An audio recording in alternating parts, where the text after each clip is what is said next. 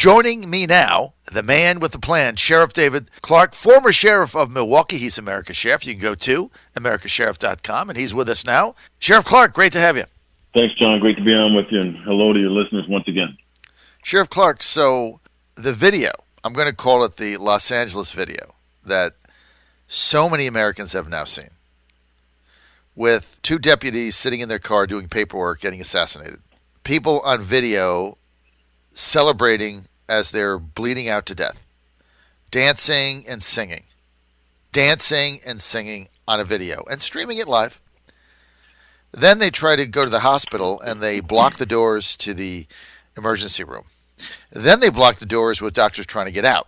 So you can't get in, you can't get out. They basically block the doors as these two deputies are bleeding to death and dying shot in the face. And that's on video too. And that's celebrated amongst that community. This has outraged America. Now, they're not outraged on TV. They're not jumping on CNN and Fox News. But I got to tell you, I must have talked to 1,000 people since this has happened in some way or form. And people are absolutely disgusted and outraged with the rot going on in this country. And Biden does nothing. Harris does. Is Biden and Harris going to L.A. to visit the families of these deputies, to your knowledge, Sheriff? No, and he won't. He doesn't care about the police. Neither do Democrats. And I say that collectively. We shouldn't be outraged anymore. And outrage at this point is not going to get us anywhere anyway. I want to know where the collective citizen uprising is over this sort of thing, instead of just sitting back being outraged. We should not be surprised by this. This is who they are. These are people who are depraved. These are people who hate not only cops, they hate America, they hate the Constitution, they hate religion, they hate the rule of law, they hate law and order. And they advocate not only for the killing of police officers, but they also advocate for the overthrow of the United States government. I'm still waiting, John, for that moment when our side, the conservative side, the law and order side, law-abiding citizen side, says enough is enough, and they actually rise up and decide that they're going to do something about it. And I don't need to tell them what that something is, but it's a lot more than just watching on TV in horror at what's going on to our country right now. What's the answer, Sheriff? Well, there's a couple things here. We need a couple of we need multiple interventions. One of the things we need is the police officers to finally start doing their job. I'm tired, John. I'm past tired of watching some of this stuff go on in our cities, with the police just standing down. I know they're under orders, but at some point they're going to have to say to themselves collectively, you can't do this with just one officer. Collectively, I have a sworn duty here. I took an oath to defend the Constitution, to promote law and order, and I'm going to do it. I say that has to be done collectively, because these police chiefs in most of these areas are under the thumb of their mayor, and it's not going to happen. They're not going to get the go-ahead to do this. Otherwise, I have to ask, why do we even have them? I know why we have them, but if they're going to abandon their responsibility to their duty, right, then it's going to have to be up to the individual citizen. But I say that collectively when I say individual. You can't have one person go out there and try to do something because it won't work. So that's what needs to happen, a mass uprising of the citizenry. And I don't think it's in us right now. I really don't. I don't think we have the nerve, the stomach for this. Someone else will take care of it. It'll rectify itself after November 3rd. No, it won't. It is not going to rectify itself after November 3rd. Regardless of whether Donald Trump gets reelected, which I think he has a better than 50-50 chance to do. These people are feeling it now. They get the police on their heels. They have the ordinary, everyday citizen afraid to do anything. And, that, like I said, that's not an effective countermeasure. Are you suggesting that police organize themselves and say, we're just going to defy these stand-down orders, or that they go to mayors and city council and ask for a meeting? I mean, how does this work? Well, I don't even know why they would go out there and put themselves in harm's way under these circumstances. You saw what happened in L.A. How about what happened in Tulsa a couple of days later? That was even worse, where there's two officers were shot and one being killed. It harkens back to the day back in December of 2015 when officers Wenj and Liu and Rafael Ramos sat in their cruiser. NYPD's finest sat in their cruiser in a New York City borough and were gunned down while just sitting there in the cruiser by a guy who was avenging for Black Lives Matter. At some point, I'm waiting for our side to wake up and realize the nature of the enemy. All right, this is not protest. It's well beyond that. I think people know that, but they're still letting them get away with it. Mm-hmm. Forget about Fox, forget about CNN and all those other entities. They're useless right now, sitting in those studios behind a TV camera, talking off the tops of their heads. At some point, we need organization at the ground level. The battle is in the streets. Unfortunately, for a lot of people who don't have the stomach for this, you cannot sit this one out. All right? Everybody's going to have to stand up and be counted, and in these individual pockets decide, organize first. Organize, and decide the best way to go about reclaiming your rightful position in this republic, reclaim law and order, the rule of law.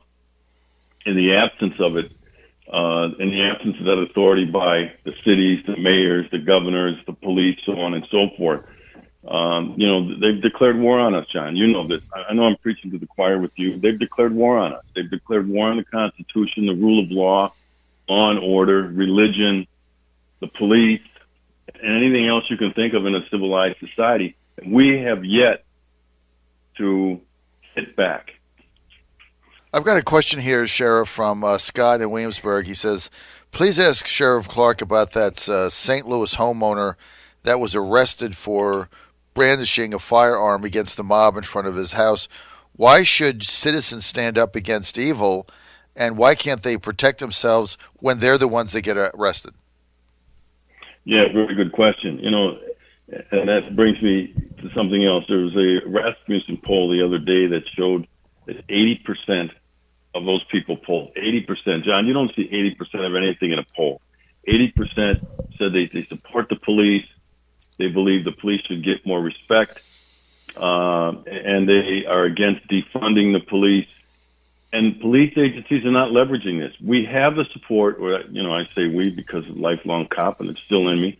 They have the support of the law-abiding community, but they're not leveraging it. They're not in that situation of the question that the guy asked. Where were the neighbors? Right. Where were the neighbors, for heaven's sakes? Mm-hmm. See, that's why I said you can't do this individually. I'm not saying that person shouldn't have come outside. I didn't see anything wrong with it. I had no problem with it. But where are the neighbors? Mm-hmm. The neighbors should have collectively, when people are saying, well, what can we do? What can we do? When I say there has to be an uprising of law-abiding citizens, every neighbor around that house should have come out of their house and stood with that neighbor in a show of force, right, and pushed back against that angry mob that was standing outside. See, right. This is the type of thing that citizens can do that they're not doing. Well, instead the neighbors were holed up in their house with the door locks and the windows closed.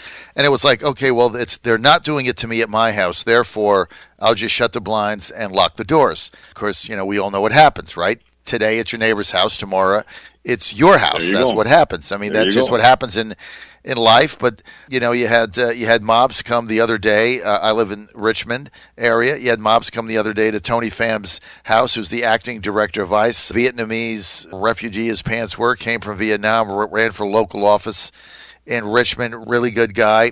He's acting director of ICE. All of a sudden, there's a mob surrounding his home where his family and his children are, and they're screaming and throwing things, F this, F that, and he's not there, and they're basically harassing his wife and family. Again, not a single neighbor came. Everybody just holes up in their house or gets in their car and leaves, hopes it's all going to go away. And not only that, though, you can't get a police response. And when the police show up, and I'm seeing this, and that's what's aggravating me about the police. The police show up and they don't do anything. They're afraid. This is disorderly conduct. You do not have the right, under this veil of protest, to show up in a neighborhood, take over the street, threaten, disturb the peace. Those are all violations of the law that the police officers are not enforcing, and I've had it. I've had it with the inaction of the police to protect people, and then people in the absence of that authority, people have to act on their own. They have to become their own authority, and then they end up going to jail. I'm tired of this, John. So, at some point, I think this a groundswell of support for police, I think it's going to start to dissipate. As more and more law-abiding people see that the police aren't going to do anything to help them, they're going to say the heck with it. The heck with the police. They're not doing what they're supposed to do. We're trying to do this in a very organized way by letting them handle the situation, but they're not handling it. So, it's a mess right now. There's no doubt about that. But at some point, somebody's got to organize at ground level. It's got to be an organized effort in order to push back on this thing. And because it's not organized, it usually doesn't end up in our favor. Sheriff Clarke, here's the question. Minneapolis Council now getting complaints from residents that police aren't responding and they feel less safe, and they want the council to do something about it. Yeah, it's kind of interesting. They're having a come to Jesus moment in Minneapolis. I was in Minneapolis about 10 days ago, and I talked to four of their finest, four Minneapolis police officers. That agency is totally defeated. So the officers told me, they say, Sheriff, it's real bad. It's real bad. It's hopeless right now for us. And so they're totally defeated. And that's not a good place for police officers' head to be. But I understand why. You mentioned with the Minneapolis, the city board there, whatever, those people are goofs, all right, total goofs. They have no idea. They have no understanding of what it takes to police a community, and they don't care, right? Because this stuff has to come to their door. The wolf is not at their door. When the wolf is at someone else's door, like we were talking about with the neighborhood, well, they're my neighbors. I just want to stay over here and mind my own business. Until the wolf is at your door, right, you probably will sit there and do nothing. So one of the things I think that can be done as well, because like I said, there's multiple interventions. Everybody just wants to go to the gun, right? Hey, I got to defend myself. I can use my gun. No, you can't. What you have to do, anything you do has to be reasonable. Here's 3 levels of protection that I carry, right? Former cop. I carry pepper spray. I carry a collapsible baton. And I carry my firearm. So I have 3 levels. I have 3 layers of protection. In other words, if I'm confronted by one of these, a gang of these individuals, and they get up in my face, right up in my personal space, and start yelling, the first thing I'm going to do is create some space, and I'm going for the pepper spray because I don't have the reasonableness of pulling out a firearm. But I'm going to use the pepper spray. Now, if the pepper spray doesn't work, in other words, I use the pepper spray and they continue to come at me, then I'm going for the collapsible bat, and I'm going to start wielding it. Not in the head, focus strikes to keep them off. Now, if they take my bat away from me, or they use some weapons of their own, now I have the justification to draw my firearm, okay? But see, John, I've already thought this out. Here's what I'm going to do. I have a plan. Most people don't. All of a sudden, there's a mob in front of their house, and they come out with their gun. Fine to have it in a holster, on your hip, totally fine. When you come out with it in your hand, you better be ready to use that damn thing, and you better have the justification for doing so, but people haven't thought this out.